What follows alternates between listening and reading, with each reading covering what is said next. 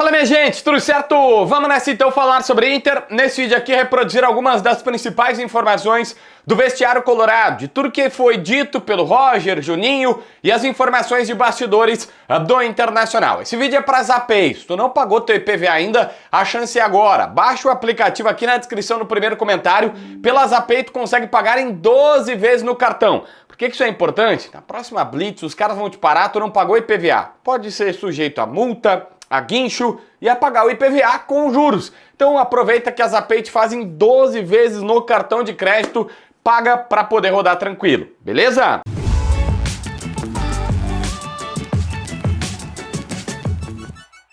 Gente, o negócio é o seguinte, vou começar pela boa notícia, tá? O Roger acha que o Borré, que já tá no retreinamento, deve ser a grande novidade pro jogo da quarta-feira contra a equipe do Bahia. O Internacional perdeu o Ricardo Matias, que lesionou nesse último jogo fora de casa. A tendência é que seja uma lesão muscular um pouco mais grave, talvez até grau 2. Não vai jogar a Libertadores e os dois últimos jogos do Campeonato Brasileiro. A boa notícia é que tem a parada e tem um mês aí para se recuperar. A tendência é que na volta ele possa ter condições. Mas para esse jogo decisivo, que precisa pelo menos um empate no Beira-Rio contra o Bahia, o Ricardo Matias não joga e o Borré é a grande novidade desta partida.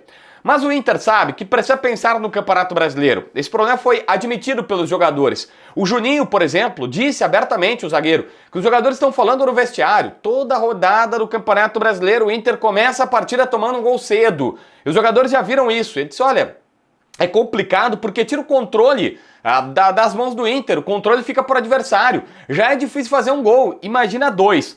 E que os atletas sabem da importância da Copa Libertadores da América e o Inter de alguma maneira consegue performar, jogar, ter resultado na Libertadores. Tem que ter isso no Brasileirão também. E esse era o papo no vestiário. Os próprios caras se cobrando, dizendo, cara, não dá pra ser assim. O Inter meio que tá vendo. O grande problema é que o Fernando, o Vitão, agora o Thiago Maia no intervalo. O Thiago Maia foi claro, dizendo no intervalo do jogo, olha, parece que eu não sei o que acontece, a gente entra desligado, precisa tomar um gol pra acordar. E agora o Juninho diz mais ou menos a mesma coisa, que no Brasileirão os caras parece que não ligam, não acontece a situação. O diagnóstico é esse, todo mundo tá vendo, eu tô vendo, você tá vendo, os jogadores também. O problema é que na prática não tá mudando. E o Roger disse que não tem uma única coisa apenas que explique esta situação, tomar gols cedos, mas que tem falado para os jogadores, olha, o Inter precisa aprender a sofrer no começo das partidas sem tomar gol, resistir, porque sair atrás desgasta muito fisicamente, mas mais do que isso, a questão para ele é o Inter ter o controle da partida. A partir do momento que tu consegue, tá lá, o adversário tenta fazer o gol, não consegue, e tu tá deixando ele longe da tua área e ele não faz gol, o psicológico, o mental, a situação complicada vai pro outro lado. Os caras é que ficam assim tensos, nervosos, sabe? Não, parece que as coisas não acontecem e tu naturalmente consegue ter facilidade nas coisas. Só que, obviamente, isso está sendo passado por jogadores e não está acontecendo. E ele tem dito isso para os jogadores, que a questão é muito mais emocional do que estratégica. Não é tático, técnico, estratégia de jogo, postura, é emocional, é cabeça dos jogadores. Dizer, ó,